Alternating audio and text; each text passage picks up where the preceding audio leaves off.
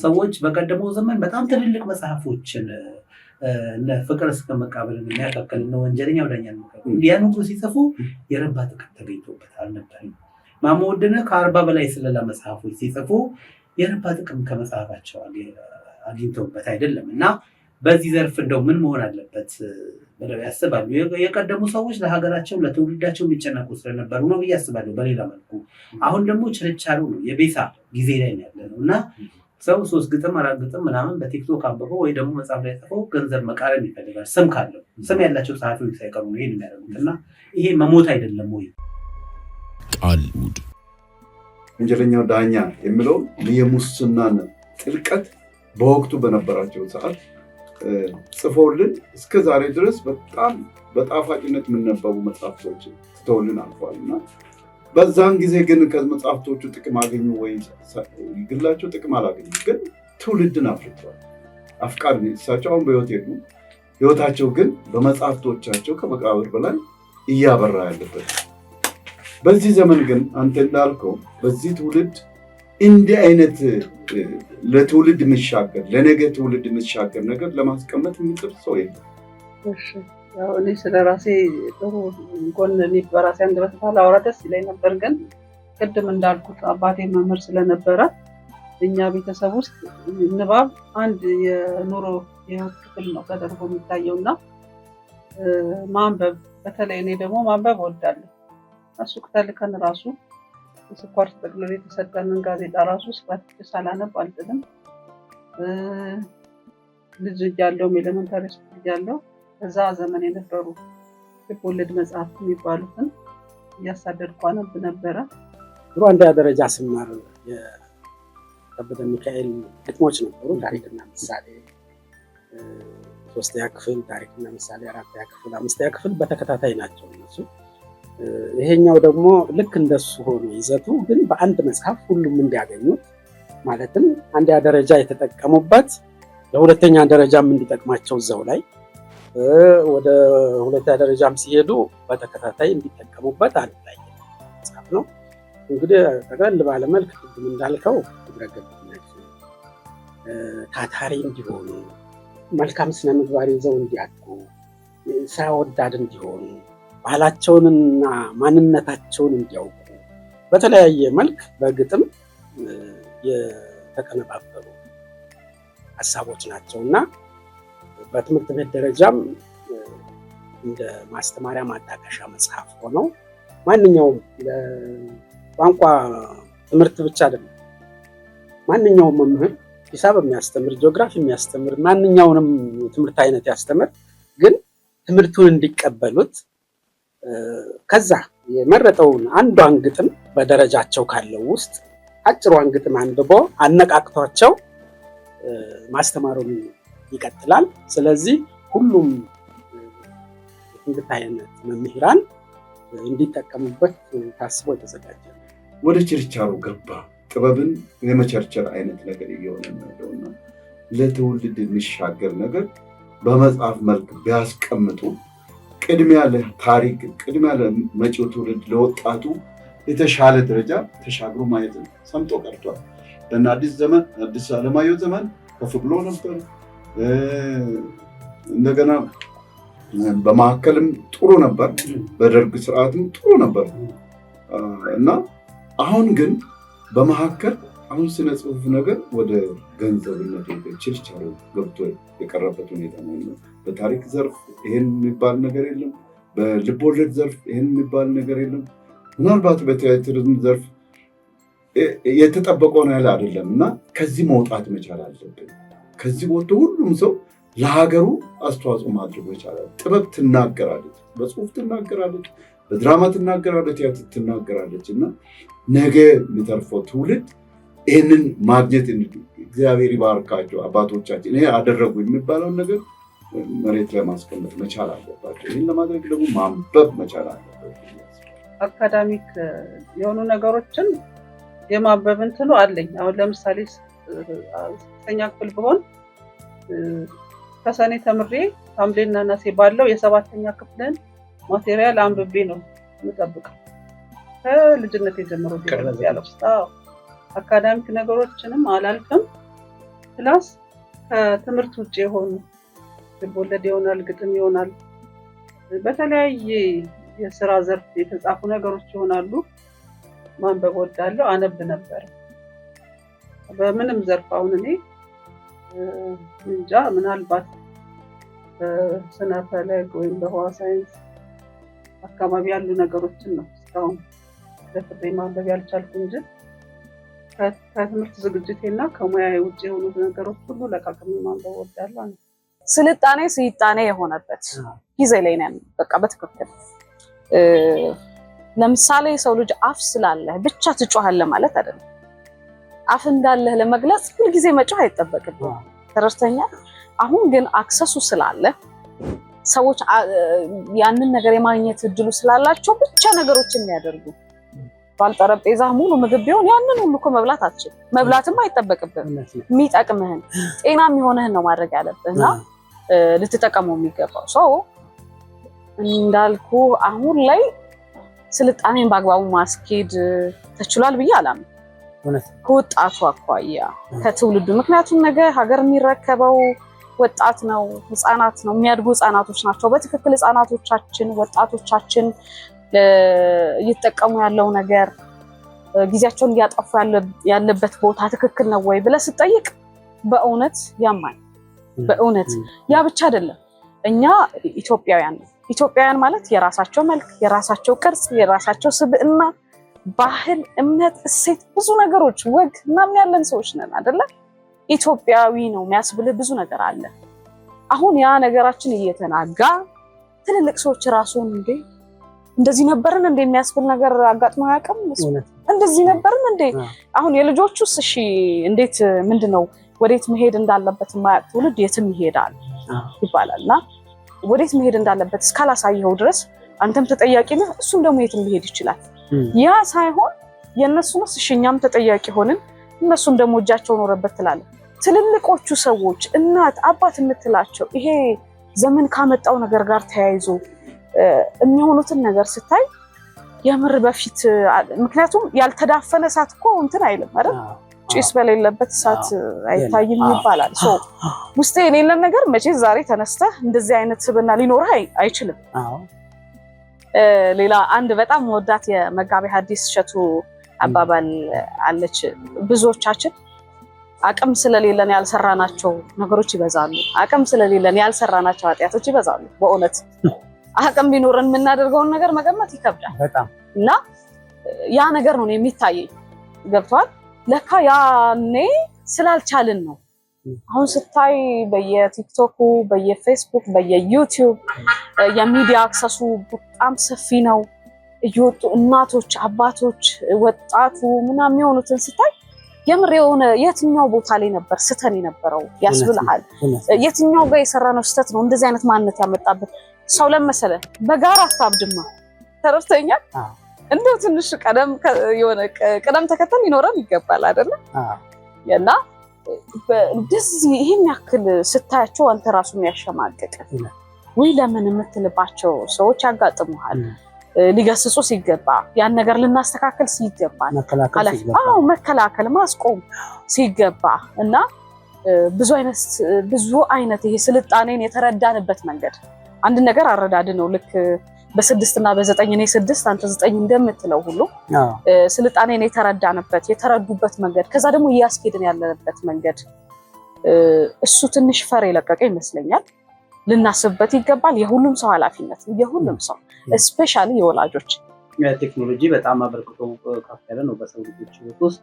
በጣም እጅግ በርካታ ሰዎች በቴክኖሎጂ የዕለት ኑሯቸውን አሸንፈው ወዳቸውን ሞልተው ትልቅ ስራ የሚሰሩ ሰዎች አሉና ሌላ መንገድ ደግሞ እንደዚህ በኪነ ጥበቡ ዘርፍ በአግባቡ ማንጠቀምበት ከሆነ መወሰዳቸው ይቀር እና አሁን ያለው በአብዛኛው በዛ መንገድ የሚጓዝ ይመስለኛል እና ይሄን ጥላ እንዴት ተደርሷል?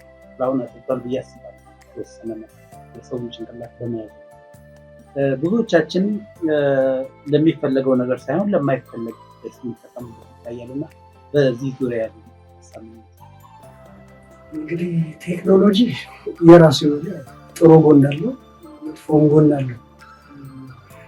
እንዳጠቃቀም ይሆናል ማለት ነው።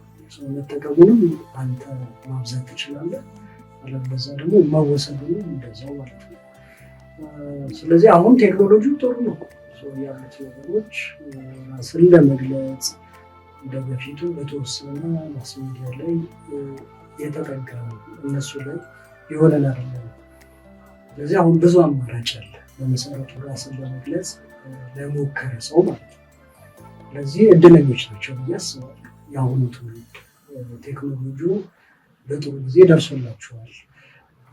እዚህ ጋር ግን መሰመር ያለበት ጊዜ የሚያስበው እንዴት ነው አጠቃቀማቸው የምንጠቀምበት ነገር ላይ ያንን ደግሞ ጥሩ የሚሆን ማሳየት ከትልቆቹ ይጠበቃል። ስለዚህ ልጆች እንደ አዩት ነገር ነው የሳባቸው ነገር ይወስዳቸዋል ብዬ አስባለሁ። ስለዚህ ወደ መጥፎ ነገር ካደሉ በዛ ነገር መወሰድ ናቸው አይቀርም ብዬ አስባለሁ። ስለዚህ በጥሩ የሚጠቀሙበት ልጆች አያለው በደንብ ቴክኖሎጂው ገብቷቸው ከኛ ከትልልቆቹ ይበልጥ ማለት ነው በደንብ አድርጎ ብዙ ነገር የሚሰሩበት ልጆችን አያለው አለው ፕላትፎርም ማለት ነው። ስለዚህ እያጠቃቀሙ በደንብ አድርጎ መታየት አለበት ማስበው። ለዚህ ደግሞ ሀገራችን ላይ ሳየው ብዙ ነገር ሴንሰር የለም ቴክኖሎጂ ላይ የሰጡንም ዝም ብለን ነው የምንቀበለው። ስለዚህ ነገሮች ከማበላሸታቸው በፊት ትንሽ ቆም ብለን ማሰብ ያለብን ይመስለኛል። ስለምንድነው ሶሻል ሚዲያ የምንጠቀምበትን አተያይ ማለት ነው። በጥሩ መንገድ ጥሩ ነው መጠቀሙ፣ መከልከል ልክ ነው ብዬ አላምንም። የሚጠቀሙ ግን የሚጠቀሙበትን ነገር ቢያንስ ሀገሮች ትልልቆቹ አደጉ የሚባሉትን ሀገሮች በእድሜ ገደብ እያበቹ ነው። ምክንያቱም ወደ አልሆነ መንገድ ዜጎቻቸው ሲያበሩ ስለተመለከቱ ሌላ ነገር አለ። ስለዚህ እኛ የለም የተለየን እንሆናለን። እኛም ልጆቻችንን ለማትረፍ ትውልድን ለማትረፍ ሀገርን ለማትረፍ ያንን ገደብ ማየት ያለብን ይመስላል። ቢያንስ በእድሜ ገደብ የሚቀሙትን ነገሮች እስከ መዝጋት የደረሱ ሀገሮች አሉ። መገደብ ያለብን ገድበን ለጥሩ ነገሮች እንዲጠቀሙበት መፍቀድ ጥሩ ነው ብዬ አምናለሁ። ስለዚህ ወደ ሀገር ብዙ የሚሰራ ያለብን ይመስለኛል። ከቴክኖሎጂ በተሰሩ ወጣቱን ከማውቀስ ነው። የገጠር መድበልን ተሰሰ ሰውነት በሀገር ነው እና ተሰሰ ማለት አሰሰ ፈለገ ከሚለው ከሚለው ግስ እና በእውቀቱ ስዩም ተሰሰ ስጋ የምትል ግጥም አላቸው። እልፍ ከስታዎች ቀጥነው የሞገጉ በየስራ ስሩ በየጥጋጥጉ ስጋችን የት ሄደ ብለው ሲፈልጉ በመጨረሻ ላይ አገኙት ቦርጮ ነው አንድ ሰው ገላ ላይ ብሎ ተቀኝቷል። እና በጣም ሁል ጊዜ ምሳሌ አድርጌ ጠቅሳታለች። እና አንተም እንደዚህ ተሰሰ ብለን የጀመርከውና ምንድን ነው የሚያስረዳው? ምን ለማለት ፈልጋለሁ? እንግዲህ አውዳለው እያስባለሁ በነበረበት በወጣበት ዘመን እንግዲህ ከዛ ቀድሞም እዛው አካባቢ ጋር የሚሰማኝ የነበረው ነገር ብዙ ነገሮችን ያጣል መስሉ። ስለዚህ አሁን ካየኸው ሁለት ነገር ነው አሰሳ ሰውነት በሀገር። ስለዚህ ሁለቱም ነገር ይጠፋል። ስለዚህ እንፈልግ መፈለግ ያሻል። ሰውን ሰው የሚል ሰው ጠፍቶብናል። ሀገራችንም ያችን ብናውቃት ኢትዮጵያ ያቺ ባለብዙ እሴት ሀገር፣ ባለብዙ ሀገር፣ የመቻቻል ምሳሌ የሆነች ሀገር ስለጠፋች ጊዜ እውነት እንዴት ያውቃል ያለውን የንባብ ልጆቻችን ላይ ተማሪ ላይ ያለውን የመጽሐፍ ሁኔታ እንዴት ይገመገማል? በዚህ ላይ በጣም ነው የማዝነው። እኔ በግሌ ማንበብ ፋራነት ወይም ኋላ ቀርነት ተደርጎ የታየበት ጊዜ ላይ እየደረስን ነው የሚመስለው። ምናልባት እያጋነንኩኝ ባይሆን አሁን ላይ እንደው መጽሐፍትን አንስቶ ቁጭ ብሎ ደጋግሞ ሲያነብ ሰው ቢታይ ራሱ ይሄ ጥንታዊ ጋርዮሽ ኋላ ቀር ሰው የሚባል ሁላ ነው የሚመስለኝ። ከዚህ ድረስ ትውልዳችን ከንባብ ጋር ዲታችድ እየሆነ ከማንበብ ጋር እየተራራቀ በመምጣቱ እውነት በጣም አዝናለሁ። ይህም የሆነበት አንዱ ምክንያት ብዬ የማምነው የማህበራዊ ሚዲያዎች ልቅነት ነው። ያንን ደግሞ ኮንትሮል እንዳናረግ እንዳለመታደል ሆኖ እኛ ጋር ከወላጆች ይብን አሁን ምሁራን የሚባሉ እናትና አባት ያሉበት ፋሚሊ ውስጥ ጭምር ከ3 ዓመት ህፃን ጀምሮ ከጎረምሶቹ ብናይ ከወላጆች ይልቅ ሲስተሙን ጎርጉሮ የፈለጉትን ነገር ሰርች አድርጎ ማግኘት ማንበብ አክሰስ እና ኖሌጁ ያላቸው ህፃናቱ ነው የተገኙ። ይሄ ዩኒሴፍ ባስጠናው ቅርብ ጊዜ ባስጠናው ጥናትም ተደርሶበታል። ከወላጅ ይልቅ ልጆች ናቸው ቴክኖሎጂ እየተጠቀሙ እየቻሉ እያወቁበት ያለ። ቢያንስ ከልጆቹ ወላጅ ቀድሞ እንኳን ቢሆን ከፍ ካሉ በኋላ አቅጣጫና ሲዝ የሚለው ቢከብድም ከስር ከታች ጀምሮ አሁን ለምሳሌ ልጁ ምን እያደረገ ትምህርት ቤት መዋሉ ጥናት ቦታ ላይብራሪ መሆኑ ምን ኮንትሮል የሚደረግበት ስልካችን ላይ ሲስተም አለ። እሱን እንኳን ስንት ወላጅ ነው የሚችለው? ወላጅ ችሎትስ ቢሆን የትኛው ህፃን ነው አክሴፕት አድርጎ የቤተሰብ ማክበር ልማድ ዲቨሎፕ አድርጎ ወላጆቼ ከልክለውኛል፣ አሳዳጊዎቼ ተቆጥተውኛል ብሎ በዛ መንገድ የሚሄድ ስንት ልጅ ነው ብለን ብናይ ውጤቱ አሳዛኝ ነው የሚሆነውና ይህን ያመጣውም የሚመስለኝ በማንኛውም እምነት ተቋም ውስጥ ሊሆን ይችላል። ወላጅን አታክብር፣ ጥሩ መጥፎ ነገርን ተከተል የሚል አይኖርም የለም። ግን አሁን ደግሞ ትውልዱ ወደ እምነት ተቋማት ሄዶ ቃል እግዚአብሔርን መስማት ባራ የሚያደርግበት ወላጅ ብን ጠዋት ተነስቶ በሚያምነው ቸርች ቤተክርስቲያን ሲሄድ ልጆች አብረው ማይሄዱበት ክላሳቸውን ዘግተው ከስልካቸው ጋር እና በስልክ ካገኟቸው አላስፈላጊ ወንጀልንና መጥፎ ልምምድን ከሚያስተምሩ ሰዎች ጋር ኮሚኒኬት የሚያደርጉበትን ሁኔታ ነው የምናየው። ስለዚህ ይሄ በጣም የሚያምነው እኔም እንደ ወላጅ እንደ ሀገርም ሲታይ ማመም አይደለም የሚያስለቅስ ሁኔታ ነው ያለው። እውነት ነው።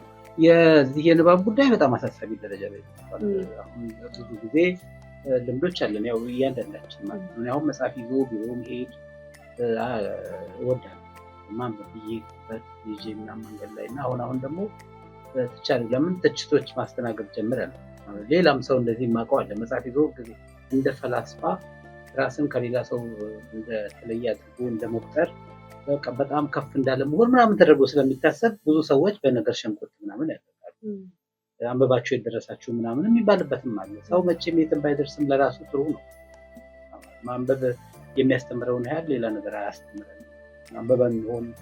አንበበን ተረድተን ከሆነ ማለት ነው። እና በንባብ ዙሪያ ብዙ ነገር ውስጥ ነው ያለው። እናትም የራሷ አባትም የራሱ ልጆችም የራሳቸውን ነገር ተከፋፍለው ሲቦጠቡጡ ነው የምናየው። በዛ ላይ እንደ ሀገር በጣም ብዙ መታመስ ያለብን ሰዎች ነን።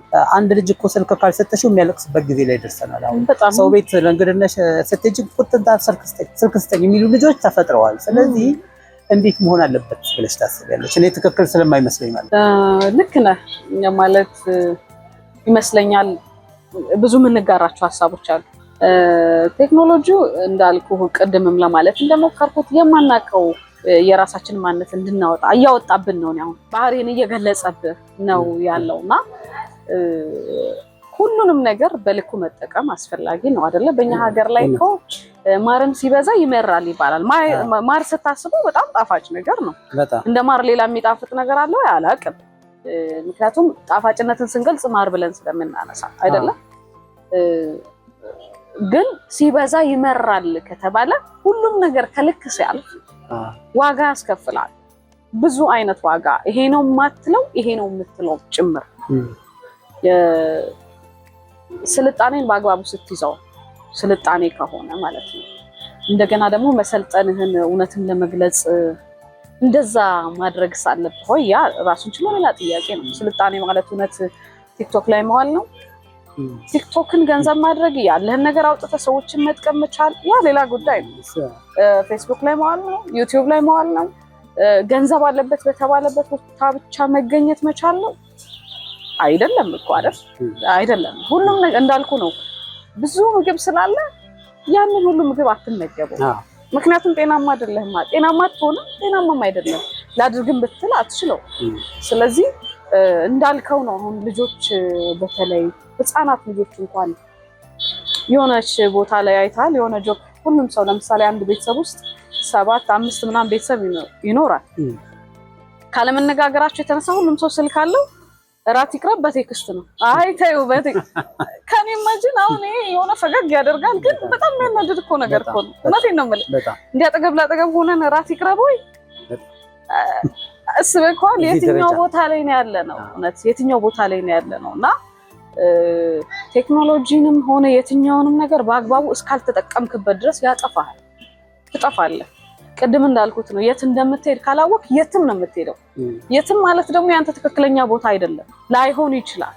ተረዳኸኝ? በስተት የሆነ ቦታ ልትገኝ ትችላለህ። አዎ ልትገኝ ትችላለህ። ያ እንዳለ ሆኖ ግን ሁሉንም ነገር ስርዓት ማስያዝ፣ መልክ ማስያዝ ያስፈልጋል። እኔ በእርግጠኝነት እነዛ ጊዜያዊ መፍትሄ ይሄ ፓራሴታሞል አይደለ? ለምሳሌ ልጅ ሲያለቅስ የለመደውን ስልክ ሰጥተው በሰዓቱ ጸጥ ይላል። ምግብ ራሱ አግባቡ አይበሉም። አስተውለህ ከሆነ ታዝበህ ከሆነ ስልክ ስጩና የማያነብ ህዝብና ሀገር ደግሞ ደንቆሮ ነው። ስለዚህ ከዚህ ለመትረፍ ሀሳቢ እንዲኖር ለማድረግ ስለ ሀገር የሚገደው ሰው እንዲኖር ለማድረግ ሀገር ወዳድ ትውልድ እንዲፈጠር ምን መደረግ አለበት ይላል። ጠቅለል ባለመልኩ እንደው ለማለት ብሞክር እንዳልከው ብዙ ጊዜ ዘመኑ ራሱ ቴክኖሎጂው ጥሩ ነው፣ እውነት ነው። በተለያየ መልክ እኛ በምንፈልገው መልክ መጠቀም ብንችል ጥሩ ነው። ቴክኖሎጂ ቆንጆ ነው። እኔ በጣም ብዙ ጊዜ እንትን ብያለሁ። ይመጣሉ፣ ይጎበኛሉ። ወጣቱ ከጎበኙ በኋላ የሚሰጡት አስተያየት በእውነት እኛ አሁን ወጣቱን እንደምንገምተው አለ በጣም እንደው ቅድም እንዳልኩት ከአያቶቻችን ከቅድመ አያቶቻችን የበለጠ አልፎ የሄደ ስሜት ያለው ነው። በእውነት ይሄ እንትን አይደለም ለማለት አይደለም፣ እውነት ነው። ከጎበኙ በኋላ የሚሰጡት አስተያየት፣ የሚጠይቁት ጥያቄ ምን መሆን እንዳለበት ኢቭን እኔ ያወጣሁትን እቅድ ከጎበኙ በኋላ ጨምረው አስተያየት ይሰጡበታል። ስለዚህ ይሄንን እኛ ማስተማር መቻል አለብን። ትውልዱ በአግባቡ ያለውን የቴክኖሎጂ ደረጃ በአግባቡ እንዲጠቀምበት ከመከር ነው ካስተማር ነው። ግን ካሪክለማችን ራሱ አሁን በተለይ አዲሱ አሁን የተሻሻለው ካሪክለም ከበፊቱ በተሻለ መልክ ስለ አገር ስለ ትውልድ በተሻለ መልክ ተቀርጿል። ያሁኑ ከዚህ የተሻለ ማድረግም እንችላለን ወደፊት። ስለዚህ እንደነዚህ አይነት ነገሮችን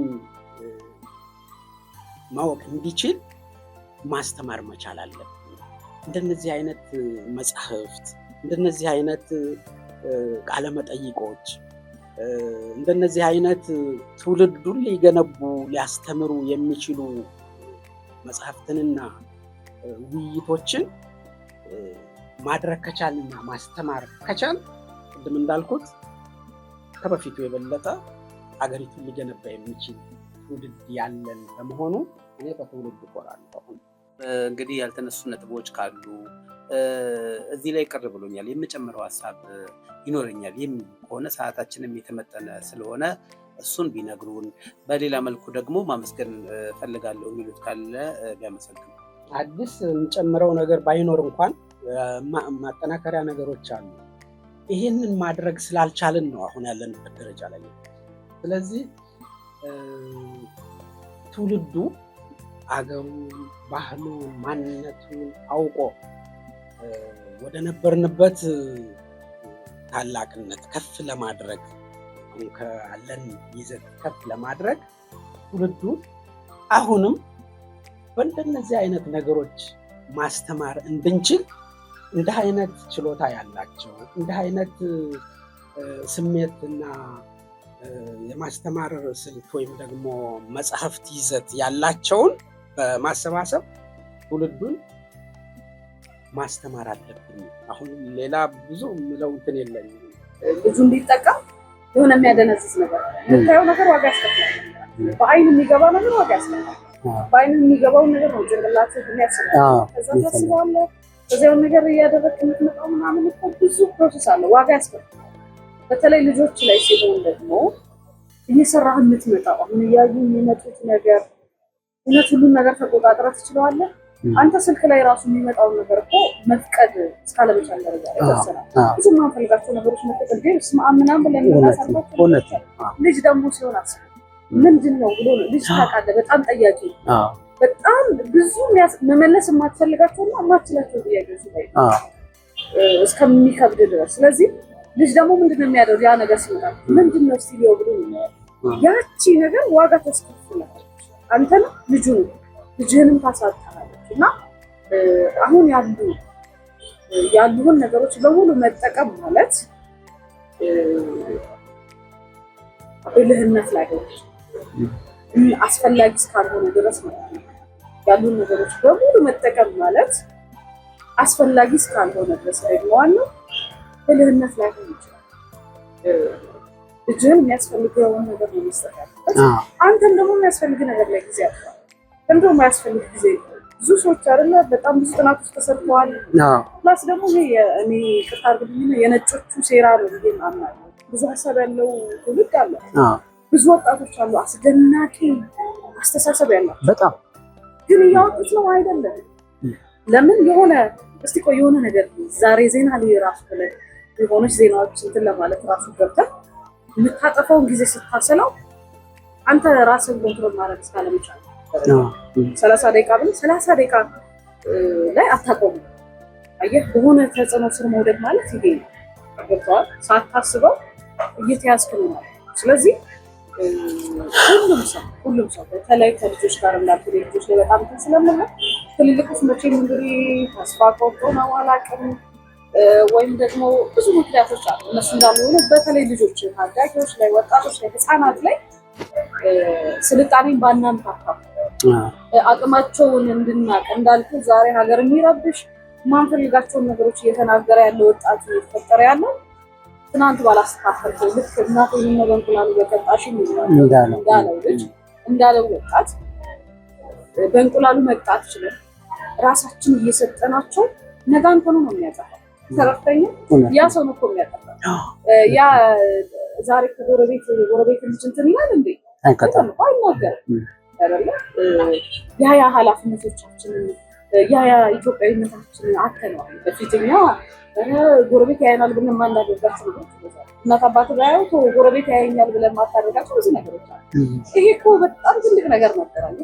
ዛሬ ላይ አተነው በቃ ይሄ ድፍረት አይሉት፣ ብልጠት አይሉት፣ እውቀት አይሉት መረን እስከመውጣት ደረጃ ብዙ ነገሮች እኔ እንግዲህ ሀሳብ የሚጋሩ ሰዎች ይኖራሉ ብዬ አስባለሁ። ስለሚያሳስበኝ ጭምር ስለምናደግም ነው። እና ያለህን ነገር በአግባቡ ነው ልትጠቀሙ የሚገባው። እንዳልኩ ማርም ሲበዛ ይመራል።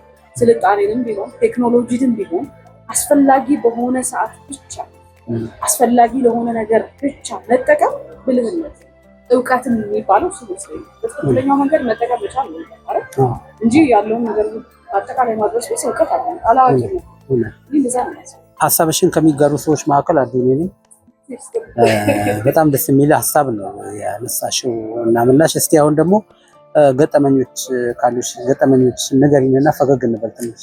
የሚያሳዝንም ከሆነ ፈገግ የሚያስብልም ከሆነ ገጠመኞች በዘፋኝነት ያሉትን በተለያዩ ኢንተርቪዎች ስለገለጽኳቸው ይቀርብና ትንሽ ደግሞ በጋዜጠኝነት የሚገጥመን ገጠመኞች አሉ። ምናልባት ከነሱ አንድ ሁለት ማንሳት ብዙ አይነት ሰው ያጋጥማል ላይ ታውቃለህ። የሚቀየር ሰው ይኖራል። ከምንም በላይ ግን በነገራችን ላይ አንድ በጣም ትልቅ እኔም ራሴ የተዘጋጀሁበት አስተማሪ ነው። እኔ ሰው ቢያውቀው አንደኛ የብዙዎች ታሪክ ነው፣ ሁለተኛ ደግሞ ብዙ ሰው ሊማርበት ይችላል ብዬ ማስበውን በጣም ረዥም ሰዓት ተዘጋጅቼ ዝግጅት አድርጌ ጠይቄ ከዛ ደግሞ በዛ ፕሮግራም ተብሎ ብዙ ወጪዎች ወጥተው ስቱዲዮ ተገንብቶ ምክንያቱም ታሪኩ ዝም ሊወጣ ማይችል ታሪክ ስለነበረ የራሱ የሆኑ ነገሮች መገንባት ነበረበት እና ወጪ ማውጣት ነበረበት። ቅድመ ወጪ ማለት ነው። ቅድመ ወጪ አውጥተን ስቱዲዮ ገንብተን ካሜራማኖች ሄዱበት ተመልሰው 2-3 ካሜራማኖች ተዘጋጅተው በጣም ጥሩ እንግዲህ ምናልባት እግዚአብሔር ሲፈቅድ ወደፊት ላወራው እችላለሁ። ግን እሺ በቃ ልብስ ልበሽ ተባብለን ከሴትዮዋ ጋር ጥሩ ይዣት ላይ ተሰናድቼ እዛ ሁሉም ሰው የተፈሰባል ማለት አንተ በደንብ ትረዳዋለህ እንደምታውቀው ስለሚገባ ይኖራና ዘጋጅተን ምናምን ልብሴን ለብሼ መጣሁ ምናምን ስትመለስ ሌላ ሰው ሆነ። ሌላ ሰው ማለት ሌላ ማንነት በቃ የለም ሌላ ማንነት ድምፃውን ላጠቀኝ ማለት ነው። እና እውነቴን ነው አልሄድም ምናምን ነገር አለች። ነው ነገር አስበው ከመሬ እኮ ነው እና ምናምን ላይ በጣም የሚያስፈራ እንትን ነው። እና ለምን ሰው እኮ ለምን እንዴ አሁን ተነጋገረ እና እንዴ ምናምን ነገር አልኩኝ። ያው ብለህ እንትን ትላለህ አወዛቸው በቃ ለምንድን ነው እንዴ አይ በቃ ተፈቀደልኝ አንቺ በራስሽ መንገድ ፕሮግራሙን ስሩ ከፈቅዶልሻል እኔ ግን አልሄድም አለችኝ። እና በጣም የዛ ቀን የተሰማኝ ስሜት ልነግርህ አልችልም። የተሰማኝ ስሜት እና አንድ በጣም ማረሳው ታሪክ ነው እሱ።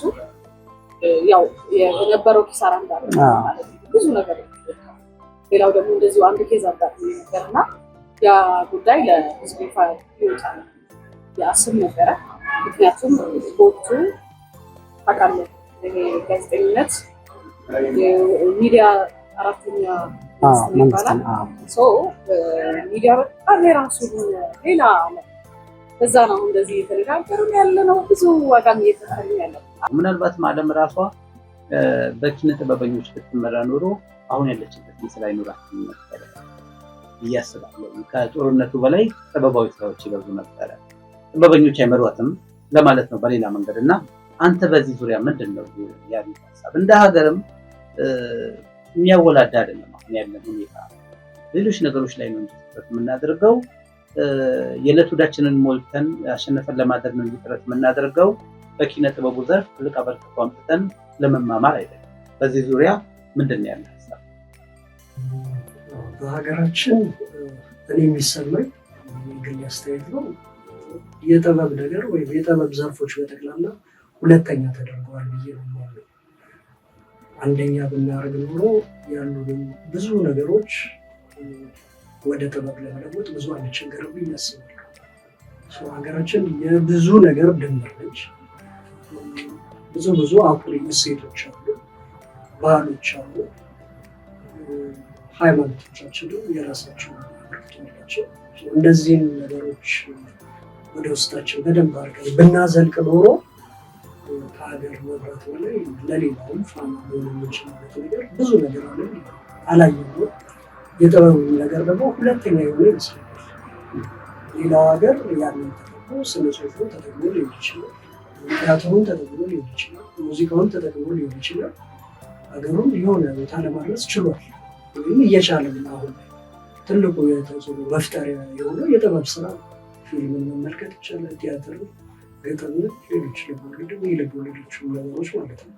ለዛ ደግሞ እኛ በቂ የሆነ ጥሩ ግብአት ያለን ይመስለኛል። ከሁሉ ከአኗኗራችን፣ ከህይወታችን፣ ከመጣንበትን ታሪካዊ ዳራ አንጻር ብዙ ነገር አለ፣ ግን ኖሮን እንደሌለ እንዲሆን ለዛ ብዙ ተጠያቂ ከግለሰብ ጀምሮ እስከ መንግስት ማድረግ እንችላለን ብዬ አስባለሁ። ግለሰብ ውስጥ ምን አይነት አስተዋጽኦ ማድረግ ነበረበት? ቤተሰብ፣ አካባቢ፣ ክልል ብሎ ሀገር ላይ ሲደርስ ሁሉም የየድርሻውን አልተወጣም። ስለዚህ ሁለተኛ ማድረጋችን ጎድቶናል። በቀጣይ ደግሞ አሁን አንድ መጽሐፍ ለመጻፍ እያሰቡ ነው፣ ዝግጅት ላይ እንደሆኑ አውቃለሁ። እና የዚህ መጽሐፍ ትኩረት ምንድን ነው? በቀጣይስ ምን ሊሰሩ አስበዋል? የአሁንን የመጨረሻውን ከመናገሬ በፊት እንደው በስም ለመጥቀስ ያክል የመጀመሪያው ትንሽ መጽሐፍ ናት። የእውነት ጠብታ ትላለች። ከዛ ቀጥሎ ቅድም ያነሳ ነው በግጥም መልክ ስነ ምግባር የማስተምርበት ተናጋሪው ዛፍ መጽሐፍ ነው። ከሱ ቀጥሎ ትንታግ የሚል የግጥም መድብል ነው። አሁን አራተኛውና የመጨረሻው አሁን በህትመት ላይ ያለ ነው። አሁን የጠየቀኝ አራተኛው መጽሐፍ በጣም ሰፋ ያለ ብዙ ነገሮችን ያካተተ ማለትም ቅድም እንዳልነው የኔን የስራ ተሞክሮ እንደው ለትውልዱ ይጠቅማል ብዬ የማስባቸውን ሁሉንም ሳይሆን እየመረጥኩ የህይወት ልምድ የያዘ ነው የመጀመሪያው ክፍሎች። ከዛ ቀጥሎ በዋናነት ትኩረት ሰጥቼ መጽሐፉ ትኩረት ሰጥቶ የሚያብራራው ክፍል 9 ነው። ክፍል 9 ሙዚየሙን ጠቅለል ባለመልክ ወጣቱ ትውልድ ምን ማግኘት አለበት፣ ምን መማር አለበት፣ ቅድም ያልናቸውን ነገሮች በስነ ምግባር፣ በታሪክ፣ በባህል፣ በተለያዩ ዘርፎች ማወቅ ያለበትን ነገሮች ያካተተ መጽሐፍ ነው። የመጨረሻው ክፍል ደግሞ ክፍል 10 ከታሪክ ማህደር ብሎ የኢትዮጵያን እውነታዎች ብዙዎቹን አናቃቸውም እና እንደው ጠቀስ ጠቀስ አድርጎ ይሄም ነበረን፣ ኢትዮጵያ እንዲህ ነበረች፣ ዝም ብለን ትልቅ ነበር እንላለን። በተለይ በመድረክ ላይ ብዙ ጊዜ ትልቅ ነበርን፣ ትልቅ ምን ሆናለን ትልቅነታችን ግን እንላለን። ግን ትልቅ የነበር ነው ምን ስለነበረን ነው? ካሁን የተለየ ምን ነገር ኖሮን ነው? እነዚህ ነገሮች ባጭር የሚያስቀምጥ ነው። አጠቃላይ ደግሞ የኢትዮጵያን ታሪክ በተለይ የወል ታሪካችንን አናውቅም። ብዙዎቻችን የምናውቀው የተናጠል ታሪክ ይሄ ነው እንላለን። የወል ታሪኮቻችን ምንድን ናቸው? አንድ ሊያደርጉን የሚችሉ ታሪኮች ምንድን ናቸው? እነዛ ላይ እንደ አድዋ ድል እያንዳንዱ ቅርሶችን ብናይ ራሱ የተሳሰሩ ናቸው፣ የአንድ አይደለም። ስለዚህ እነዚያን ሁሉ በአንድነት ጠቅለል አድርጎ ሊያሳይ የሚችል አይነት መጽሐፍ ነው። አሁን ኦልሬዲ በህትመት ላይ ነው የሚገኘው። ተወሰነ ጊዜ በኋላ ይወጣል ብዬ አስባለሁ። ከወጣ በኋላ እንግዲህ በሰፊው አስተዋወቅ እንችላለን ማለት ነው። በተቻለው መጠን ኢትዮጵያ የጻፋቸው መጽሐፍቶች ግንባር ቀደም ተደርጎ አይነበቡ።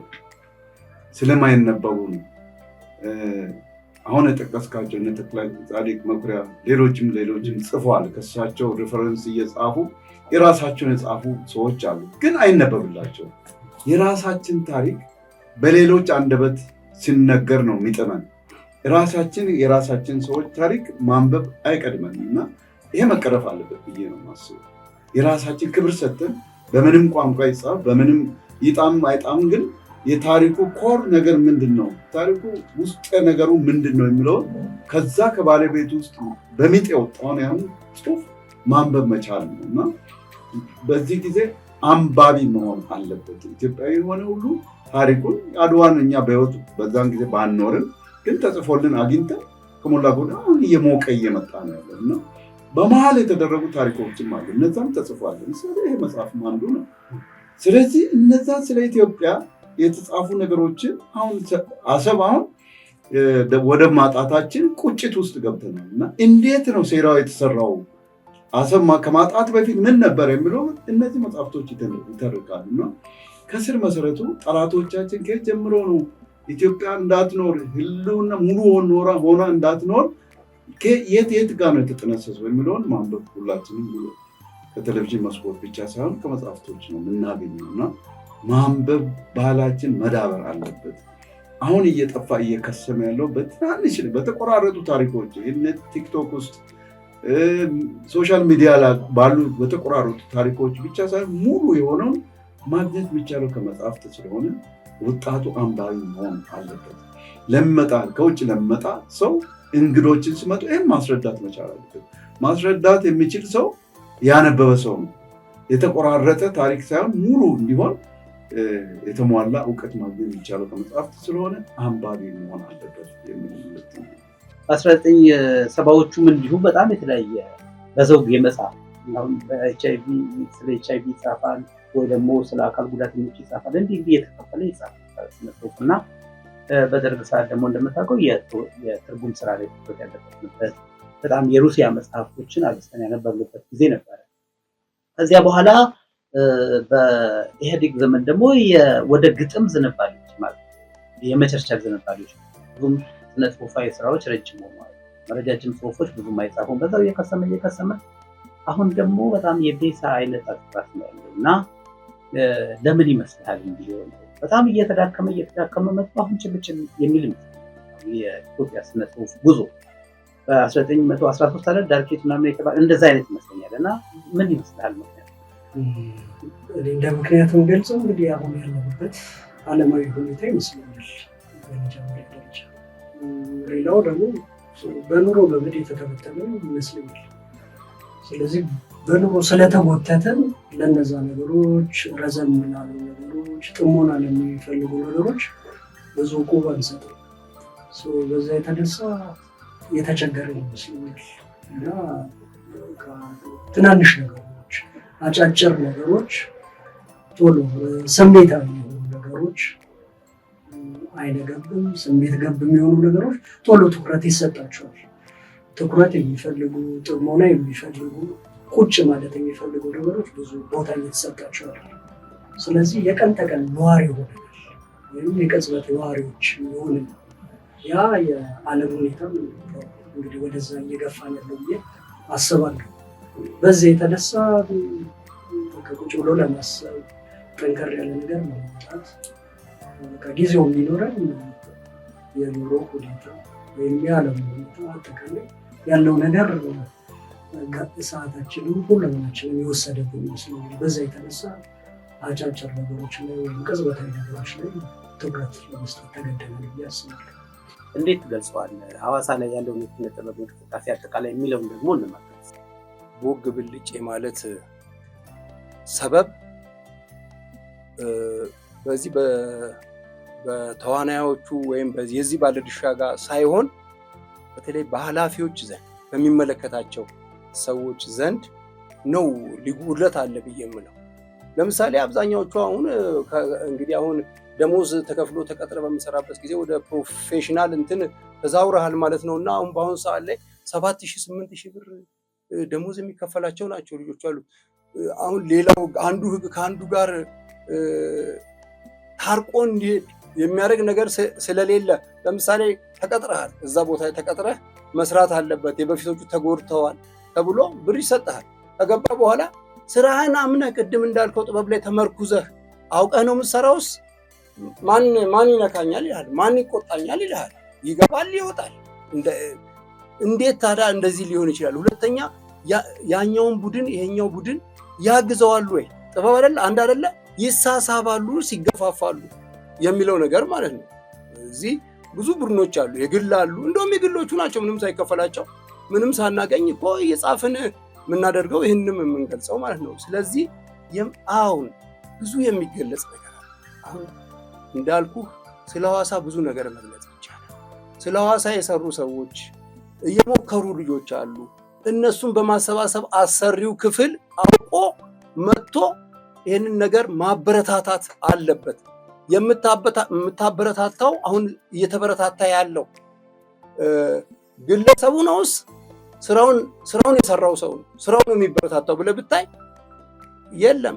ማምን ሰራ የሚለውን ነገር እኮ አንተ አሁን ቅድም አንዳንድ ነገሮችን ስለምታውቅ ነው ስለኛም አንዳንድ ነገር የገለጽከው እንጂ እዛ ላይ ያሉ ሰዎች የሚመለከታቸው መንግስትና ህዝቡ ኃላፊነት ሰጥቶ ይሄንን ስራ ስሩ አሰሩ ብሎ ያላቸው ሰዎች ለዚህ ነገር ትኩረት ሰጥተው ይሄንን ነገር ስለማያሰሩ በዛ እኩል ይቀዛቀዛል ማለት ነው። ሁለተኛ ራሱ ለኪነ ጥበብ የሚሰጠው ትርጓሜ እንዴት አይነት ነው ይላል።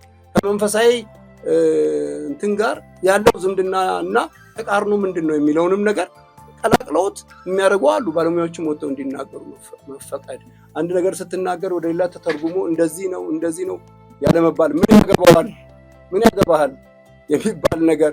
ስለዚህ አንተ ሙያው ካለህና አንተን ካልወደድኩህ ሙያውን ነው ማየት እንጂ ያለብኝ አንተን ያለ መውደድ ጉዳይ ሌላ ነገር። እኔ አሁን ለምሳሌ የሰሯቸው ስራዎች አሉ። በ4 ደቂቃ ውስጥ ገብተህ ላሳይሽ ሲዳማ የሚለውን ግጥም ለሲዳማ ምን አይነት ትርጉም እንደሚሰጥና ምን ውስጡ እንዳለ ማለት ነው። እና እንድበረታታ ለምሳሌ ለሚመለከተው ክፍል ሰጥቼ ነበረ፣ ሜሴጅ አድርጌ ነበረ። ስለዚህ እንደዚህ አይነት ነገር ካለ እንዴት ትበረታታለህ ነው። እንዴት ትበረታታለህ? ሌሎችም ቢሆኑ እንዲህ እንዲበረታቱ እንዲህ እንትን አንድ የሆነ ነገር ጌት ቱጌዘር ነገር ተደርጎ ተገናኝተው ተከባብረው እንደዚህ የሚያደርጉበት ሁኔታ ይፈጥሩላል። ፋሲሊቴት ያደርጋሉ።